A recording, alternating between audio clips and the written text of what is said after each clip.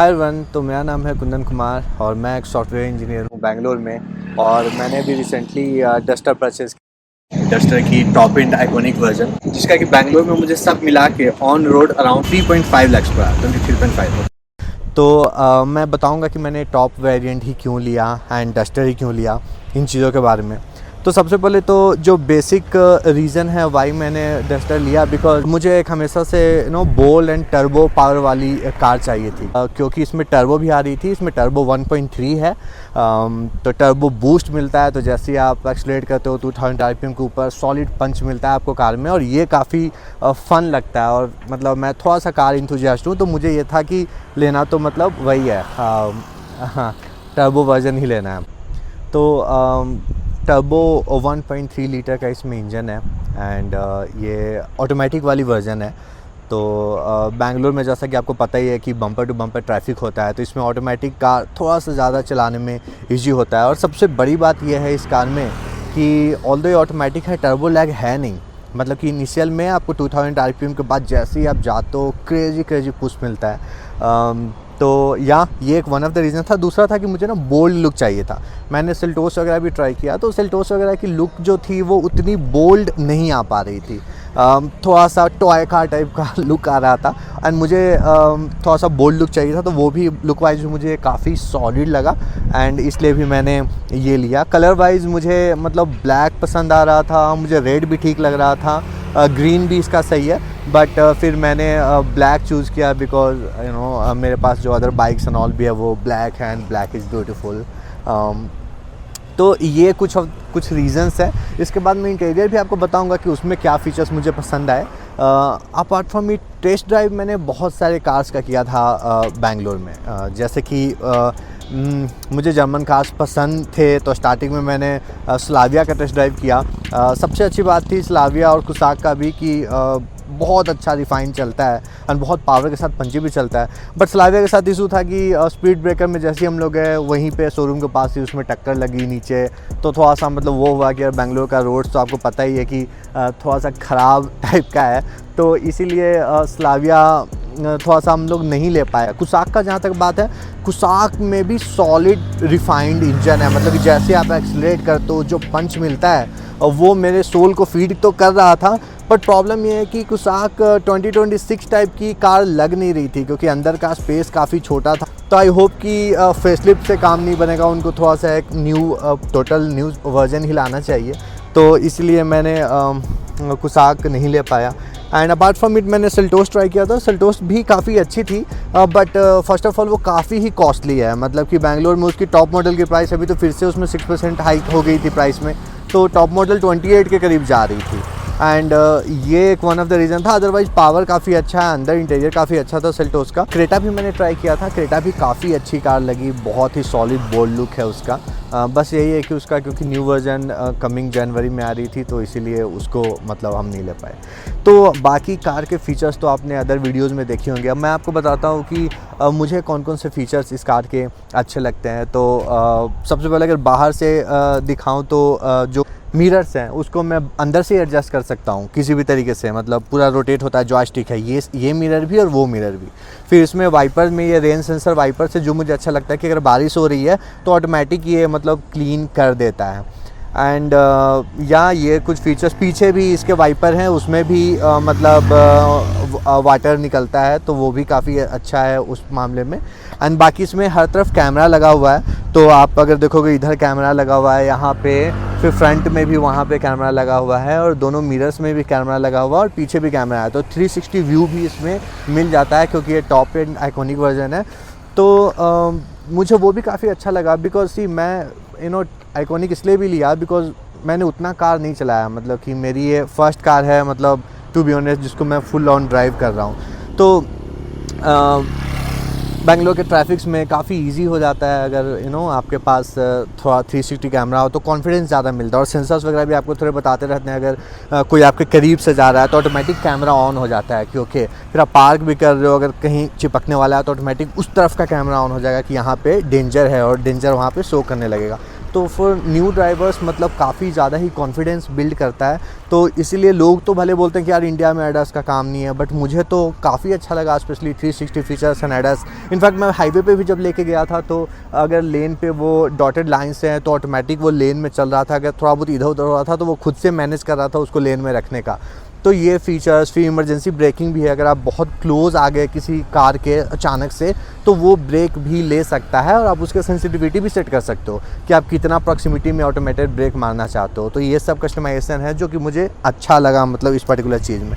अब अगर मैं आपको अंदर की कुछ फीचर्स बताऊँ जो कि मुझे अच्छी लगती है तो वो मैं आपको दिखाना चाहूँगा। ड्राइवर के कंसोल पे भी गूगल मैप इंटीग्रेटेड है, तो अगर आप चलाओगे तो यहीं पे आप गूगल मैप देख पाओगे, ठीक है। तो वो काफ़ी मतलब अच्छा रहता है। यहाँ पे भी कंसोल पे आप देख सकते हो, लेकिन यहाँ पे भी दिखता है। और दूसरा बात ये है कि इसमें ना इनबिल्ट गूगल है, तो आपको एंड्रॉयड ऑटो या फिर एप्पल ऑटो से कनेक्ट करने की ज़रूरत नहीं है। तो ये चीज़ मुझे अच्छा लगा। दूसरा चीज़ मुझे इसमें ठीक लगा कि सारी चीज़ें बटन्स हैं जो कि आप इजीली कंट्रोल कर सकते हो, कोई टच नहीं है तो कोई भी लैग नहीं। इनफैक्ट जो यहाँ पे भी डिस्प्ले है इसमें भी कोई लैग वैग ऐसा कुछ नहीं है। तीसरा चीज़ जो मुझे अच्छा लगा कि सीट्स काफ़ी वेंटिलेटेड हैं, तो यहाँ पे एक बटन उसको आप जैसे ही दबाओगे तो सीट्स वेंटिलेटेड हैं, तो आपको गर्मी नहीं लगेगा, मतलब कि ये फीचर मुझे काफ़ी अच्छा लगा कि सीट वेंटिलेटेड है। फिर चौथा मुझे जो अच्छा लगा वो एम्बियंट लाइटिंग भी काफ़ी सही है इसमें। वो अभी शायद दिन के कारण दिख नहीं रहा हो, बट एम्बियंट लाइटिंग भी है, तो रात में अगर आप चला रहे हो तो काफ़ी मतलब अच्छा फील होता है। फिर वन ऑफ द चीज़ जो मुझे और अच्छी लगी कि इसका इंटीरियर का डिज़ाइन काफ़ी प्रीमियम है। मतलब अगर आप यहाँ पे बैठते हो तो आपको फील होता है कि कुछ आप एक लग्जरी प्रीमियम कार में बैठे हुए हो। ये चीज़ काफ़ी सही है। छठा चीज़ जो मैं काफ़ी यूज़ करता हूँ कि ऑटोमेटेड सीट एडजस्टमेंट है, तो आप बस बटन से आप दाएँ बाएँ कर सकते हो, ऊपर नीचे कर सकते हो, सीट आगे पीछे कर सकते हो। एंड उसमें भी जो सबसे top cherry on the top वाली चीज़ हो गई वो ये है कि इसमें इसको ना एक लंबर एडजस्टमेंट कहते हैं। तो इससे क्या होता है कि अगर फॉर एग्जांपल अगर आपके बैक में पेन है तो आप इसको अगर ऐसे घुमाओगे ना तो बैक के पास ऐसे पुश करेगा, मतलब निकलेगा। तो उससे ये होता है कि आप अपने बैक के हिसाब से अगर आपको पेन वेन है तो आप उसको एडजस्ट कर सकते हो। तो ये भी काफ़ी इसमें अच्छी फीचर लगी। और ये सीट एडजस्टमेंट, लंबर एडजस्टमेंट, ये सब को पैसेंजर सीट में भी अवेलेबल है। तो ये चीज़ अच्छी है। फिर वन ऑफ द चीज़ जिसके लिए मैं काफ़ी मतलब वो था कंसर्न था कि म्यूज़िक सिस्टम कैसा है। बिकॉज जब मैंने क्रेटा का टेस्ट ड्राइव लिया था, सेल्टोस का टेस्ट ड्राइव लिया था, तो उसमें म्यूज़िक सिस्टम टॉप वाले मॉडल में बॉस का था, जो कि क्रेजी टॉप लेवल का म्यूज़िक सिस्टम है। इसमें म्यूज़िक सिस्टम फ्रेंच कंपनी, मैं नाम भूल गया उसका, की म्यूज़िक सिस्टम है। And music system decent enough है, मतलब कि अगर आप कंपेयर करो जो हरमन की म्यूज़िक सिस्टम है लोअर मॉडल्स में, क्रेटा या सेल्टोस की, तो उससे तो बेहतर है। क्योंकि मैंने देखा कि कंपेरेटिवली अगर बेस वगैरह देखा जाए तो इसमें ज़्यादा बेहतर है, ओवरऑल ट्यूनिंग अच्छा है। बट हाँ, बॉस जैसा नहीं मिलेगा। तो मुझे लगा कि ओवरऑल मतलब म्यूज़िक सिस्टम वाइज मैं 8/10 बोलूँगा, अगर बॉस 10/10 है तो ये चीज़ें कुछ पसंद आई यहाँ पे मुझे इसमें। एंड फिर इसमें पैनोरामिक सनव्यू है, तो आप सनरूफ है मतलब तो पूरा ही खुलता है। अगर आप देखो तो प्रॉपर आपको फुल लॉन व्यू मिलता है। ये भी ठीक लगा, ये भी पूरा खुल जाता है। मतलब अभी जैसे कि देखो मौसम काफ़ी अच्छा हो रखा है, तो आप मस्त पूरा ही खोल सकते हो, है ना, सनरूफ, और वेदर का मज़ा ले सकते हो।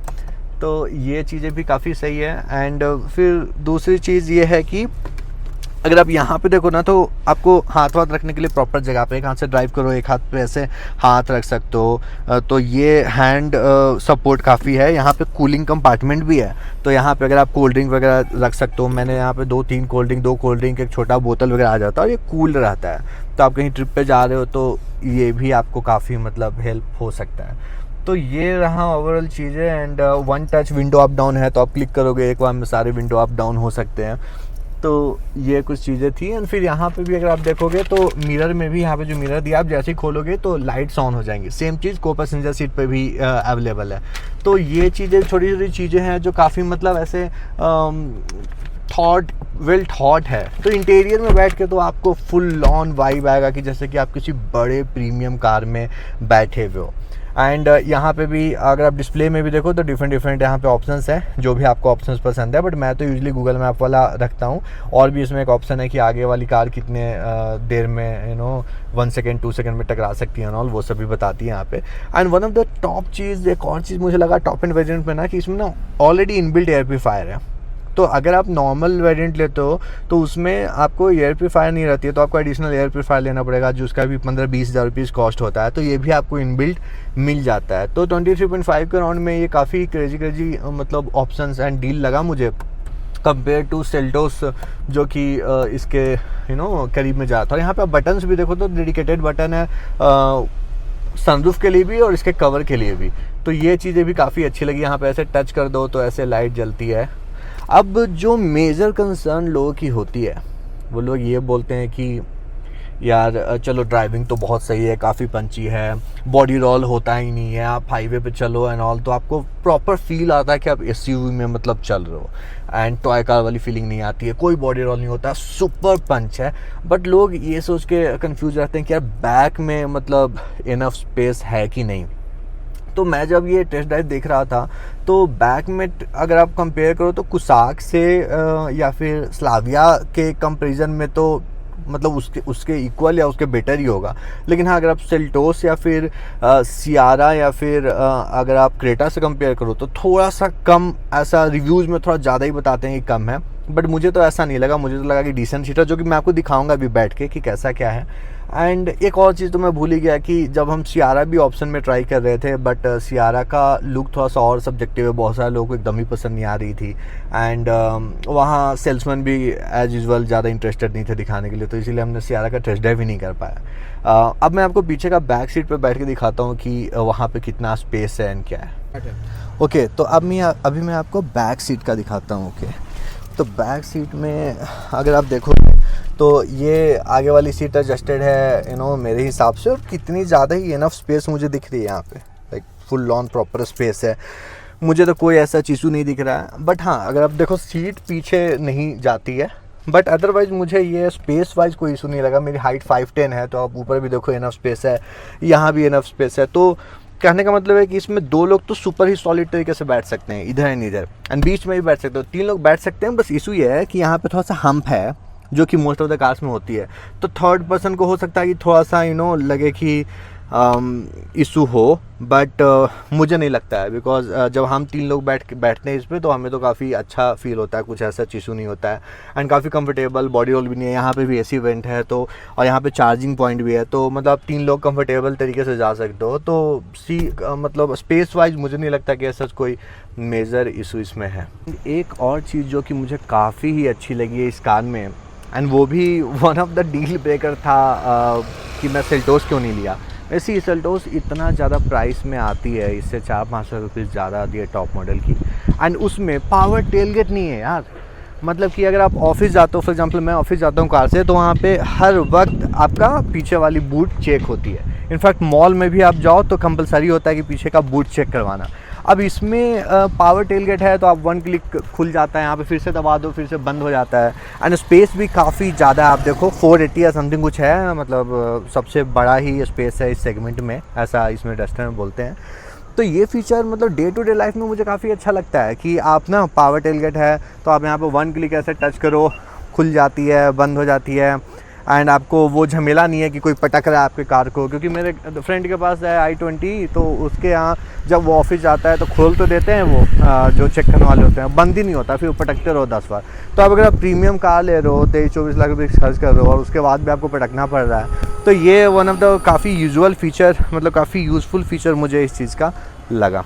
और सबसे अच्छी बात है कि इसके ना बटन से भी आप चीज़ों को, मतलब कार को लॉक कर सकते हो, अनलॉक कर सकते हो, डिक्की को खोल सकते हो, बंद कर सकते हो, लाइट वाइट यहाँ पे कर सकते हो। उतना ही नहीं, इसमें ना कनेक्टेड ऐप भी है, तो मोबाइल के ऐप से भी आप कंट्रोल कर सकते हो। मतलब घर में बैठे बैठे आप हॉर्न कर सकते हो, लाइट जला सकते हो। कभी आप पार्किंग में गए, अगर आप भूल गए हो तो आप ऐप के थ्रू, भले आप इसके रेंज में नहीं हो, तो आप ऐप के थ्रू हॉन्क वॉन्क करके एनऑल करके इंजन भी इनफैक्ट स्टार्ट ऑफ करने का वो कनेक्टेड ऐप में फैसिलिटी रहता है। तो ये कुछ फीचर्स है जो कि काफ़ी मतलब यूज़फुल रहती है। अदरवाइज़ यही थी कार की ओवरऑल थिंग। अगर आपको कुछ भी और कन्फ्यूज़न है, आई नो कि डिसीज़न लेना काफ़ी डिफ़िकल्ट हो जाता है जब आप कार जैसी चीज़ों पे ले रहे हो, तो कुछ भी हो तो आप प्लीज़ कमेंट करो, मेरे से पूछो, मैं आपके क्वेरीज़ को रिजॉल्व करने की फुल ऑन कोशिश करूँगा। And as a Duster owner I am quite happy with this car, क्योंकि इस कार ने हर वो चीज़ ही मुझे दिया है विद द प्राइस ऑफ, मतलब काफ़ी कम प्राइस में compare to Seltos and Sierra and all. तो yeah this was the my owner's car review. I hope कि आपको रिव्यू अच्छा लगा हो। कुछ भी please like the video and comment करें अगर आपको कोई भी क्वेरी हो तो। Thank you so much.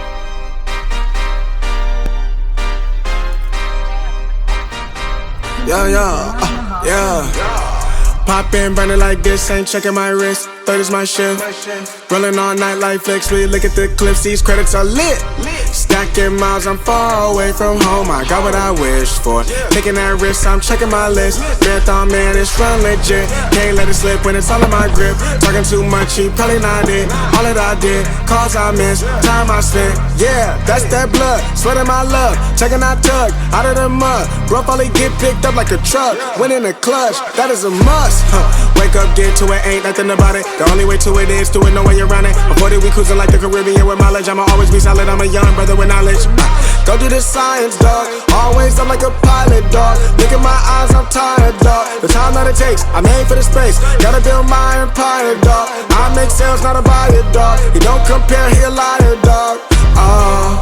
Stack it up till it can't fold, I just did 10 in a row, I just did 10 in a row, I just did 10, gotta go, Stack it up till it can't fold, I just did 10 in a row, I just did 10 in a row, I just did 10, gotta